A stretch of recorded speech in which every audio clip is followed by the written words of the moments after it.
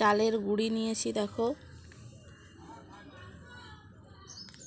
সামান্য পরিমাণ নুন ছড়িয়ে নিচ্ছি, দিয়ে ভালো করে মাখিয়ে নিচ্ছি। নুনটা ভালো করে মাখিয়ে নিচ্ছি। সামান্য পরিমাণ জল দিয়ে একটু একটু করে মেখে নিচ্ছি। সামান্য জল দিয়ে দিয়ে মাখতে হবে। মাখাটা বেশি শক্তও করা চলবে না আর বেশি নরমও করা চলবে না, ভালো করে মেখে নিতে হবে। ভালো করে ডলে ডলে মেখে নিতে হবে। আমার চালের গুঁড়োটা মাখা হয়ে গিয়েছে। এবারে লম্বা করে লেচি কেটে নিচ্ছি গোল গোল করে।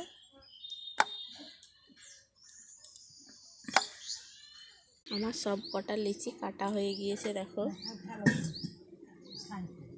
সব কটা লিচি কাটা হয়ে গিয়েছে। এখন চ্যাপটা করে তৈরি করে নিতে হবে। এরপর চালের গুঁড়ো মাখিয়ে বেলে নিচ্ছি।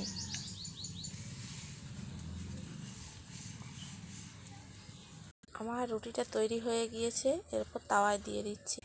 তাওয়াতে দিয়ে দিয়েছি। চালগুঁড়ির রুটি একটু গোল হবে না, একটু ফেটে ফেটে যায় তো। আমার রুটিটা দেখো ফুলে এসেছে। পিটো পিট করে নিয়ে এরপর সেঁকে নেব। দেখো কত সুন্দর ফুলেছে। আমি উনানে সেঁকে নিয়েছি, উনানে সেঁকে নিচ্ছি। উনানে সেঁকে নিচ্ছি। দেখো কত সুন্দর ফুলেছে রুটিটা। এইরকম করে সব কটা চালের রুটি আমরা তৈরি করে নিচ্ছি। দেখো কত সুন্দর ফুলেছে সব কটা রুটি। এইরকম গোল গোল দুখোল করে ফুলে যাচ্ছে। আমার চালের রুটিগুলো সব তৈরি হয়ে গিয়েছে। দেখো কত সুন্দর হয়েছে, কত সুন্দর সফট আর নরম হয়েছে। দেখো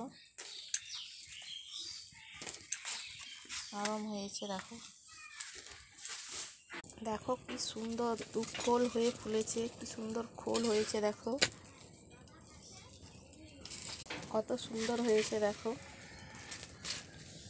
দারুণ লাগবে সকালে চায়ের সাথে কিংবা দুপুরে টিফিন নিয়ে যাওয়ার সময়। কত সুন্দর হয়েছে। দেখো কত সুন্দর হয়েছে।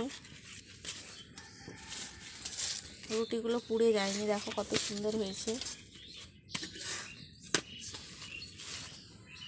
আমার রুটিগুলো কত সুন্দর হয়েছে। দেখো দারুণ হয়েছে। গুড় দিয়ে কিংবা